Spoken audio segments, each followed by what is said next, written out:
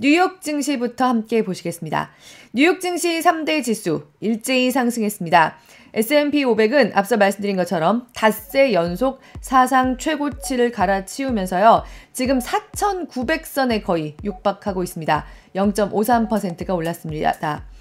엄청난 위험이죠. 그리고 다우존스도 다시 38,000선을 회복했습니다. 0.64% 오르면서 38,049.13으로 장을 마쳤고요. 나스닥도 15,000선 위에서 놀고 있습니다. 0.18% 오르면서 15,510.50으로 장을 마쳤습니다. 핀비즈맵 바로 가보면요. 네, 이미 아실 수 있을 것처럼 대체로 분위기 좋게 초록초록합니다. 11개의 부문이 모두 있죠. S&P 500에는요. 이 중에서 헬스와 임의소비재 부문을 제외한 9개 업종이 모두 올랐습니다. 그런데 대체로 초록초록한 이 핀비즈맵에서 그야말로 눈에 확 띄는 종목이 하나 있습니다. 한가운데 새빨갛게 불타고 있는 테슬라입니다. 네, 저희 어제 아침에도 테슬라 실적 발표 이후의 상황 전해드리면서 장외에서 주가 폭락하고 있다고 말씀드렸는데요. 테슬라 주가 하루 만에 12% 폭락했습니다. 지금 1월 들어서 올해 들어서는 25% 폭락하는 모습을 보이고 있습니다. 테슬라에 대해서는 잠시 후에 집중적으로 좀 더 짚어보도록 하겠습니다. 어쨌든 전반적으로는 이렇게 초록초록하게 기록 행진을 이어나가고 있는 이번 주 뉴욕 증시. 간밤에는요. 좋아도 너무 좋은 거시경제 데이터가 핵심 이유였다고 할 수 있습니다. 어제 아침에 우리나라의 지난해 GDP 성장률 발표된 것처럼 미국도 미국 시간으로 아침 8시 때의 GDP 성장률 4분기 GDP가 나왔습니다. 예상은 연율로 2% 정도 오르는 거였는데요. 무려 3.3%나 성장한 걸로 발표됐습니다. 내용도 좋았습니다. 민간 소비와 기업 투자가 모두 좋았던 겁니다.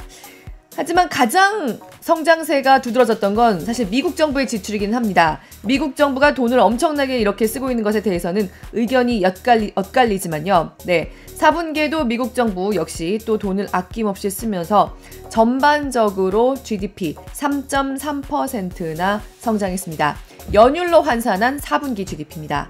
그런데 놀라운 게 이렇게 경기가 뜨거운 가운데도 인플레이션이 진정되고 있다는 겁니다. 연준이 중요하게 보는 지표라고 모닝라이브에서도 여러 번 말씀드렸던 PC 물가, 개인 소비 지출 물가, 4분기에 1.7% 상승하는 데 그쳤습니다. 특히 연준이 물가 기준으로 삼는 것은 그중에서도 근원 PC입니다. 에너지와 식료품 물가를 제외한 근원 개인 소비 지출 물가, 이걸 연준이 물가 기준으로 많이 보는데요. 4분기에 2% 상승하는 데 그쳤습니다. 3분기에도 2% 나왔다고 이제 모닝라이브에서도 주요하게 전해드린 바가 있는데요. 이렇게 되면 미국은 지난해 하반기 내내 물가 목표를 달성했다는 얘기가 됩니다. 찰스 슈왑의 유명 투자 전략가 케빈 고든은요.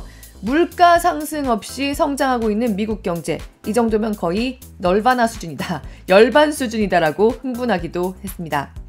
금리를 가서 보도록 하겠습니다. 이렇게 약간 믿기지 않을 정도의 어마어마한 성적이 나오면서 금리 두드러지게 하락했습니다. 경기는 뜨겁지만 물가가 안정됐고요. 간밤에 있었던 미 국채 입찰 흥행도 괜찮았기 때문입니다. 하락세가 큽니다. 미 국채 10년물 금리 다시 4.1% 초반대에서 움직이고 있고요. 미 국채 2년물 금리도 4.4% 근처까지 치솟다가 이제 4.2990, 4.2%대로 내려와 있습니다. 어제 저희가 미 국채 5년물 입찰 흥행이 좀 부진했다고, 그러면서 금리가 뛰는 모습 나타났다고 전해드렸는데요. 간밤에 있었던 입찰은 7년물이었습니다. 이 얘기는 일단 미국 경제의 당장의 성장세는 눈부시지만요. 장기적으로는 성장이 둔화하고 결국 금리가 내려갈 거란 전망이 지속되면서 장기물 쪽으로의 수요가 더 커지고 있다는 진단을 내릴 수 있는 모습입니다. 그러면서 미 국채 10년물 금리도 시원하게 떨어졌습니다. 이런 가운데 유럽 중앙은행은 기준금리를 동결했습니다. 성명 내용도 그 전과 그렇게 다를 바가 없었습니다. 예상했던 대로의 결과가 나오면서 유럽 증시는 별로 움직이지 않는 모습을 보였습니다. 이런 가운데 종목판 가서 보시면요. 네, 종목판에서 저희 좀 개별 종목들 보면 네, 일단 마이크로소프트, MS, 블리자드 인수가 또 굉장히 큰 뉴스였는데요. 블리자드 인수를 끝낸 MS가 이제 게임 사업부의 직원들 1,900명이나 감원한다는 소식이 들어와 있습니다. 네, 소폭 상승하면서 간밤 장은 마감했는데요.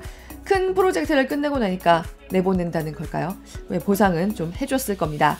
그리고 항공사들 실적 발표 이어지고 있는데요. 아메리칸 에어라인의 주가는 10% 넘게 폭등했습니다. 실적이 예상치를 웃돌았습니다. 모든 항공사들이 이렇게 좋았던 건 아닙니다. 사우스웨스트 같은 경우에는 하락세가 나타나는데 장사를 잘한 아메리칸 에어라인 같은 경우는 10% 넘게 폭등했습니다.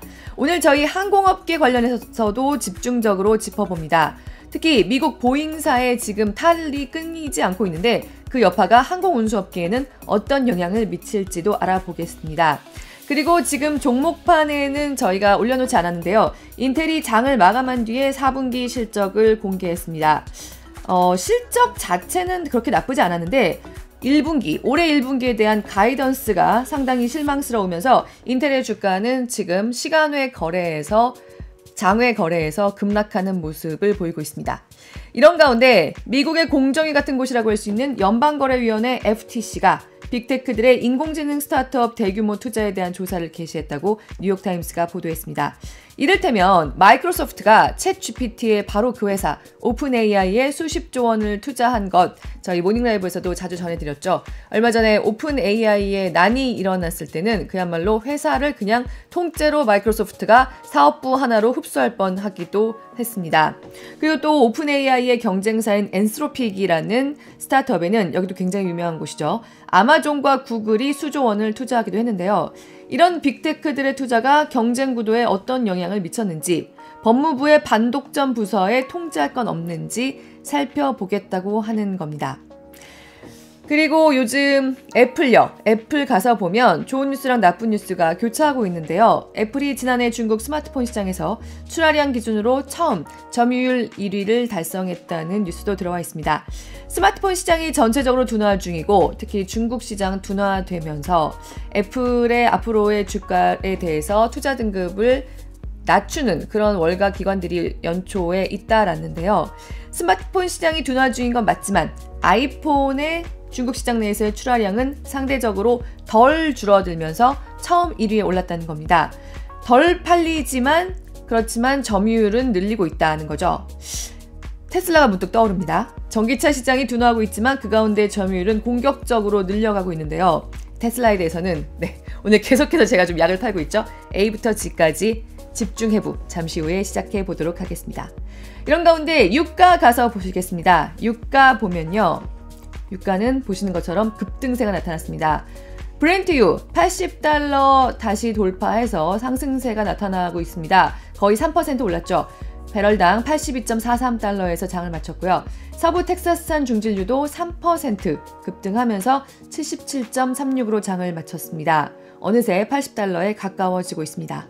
수요 면에서는 미국의 성장률이 간밤에 이렇게 좋게 나타난 게 영향을 미쳤다고 볼 수 있는데요. 공급면의 이슈가 더 크다고 얘기할 수 있습니다. 홍해에서의 긴장이 다시 고조되고 있습니다.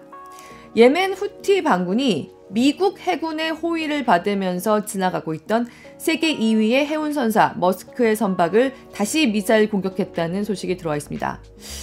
미군이 호위를 하고 있는데 공격을 한다는 겁니다. 사실 지금 예멘 후티 반군이 계속해서 미국 따위 두렵지 않다. 이런 식의 모습을 홍해에서 보여주고 있는데요. 저희가 조만간 중동 상황에 대해서도 본격적으로 짚어드리는 시간을 갖도록 하겠습니다.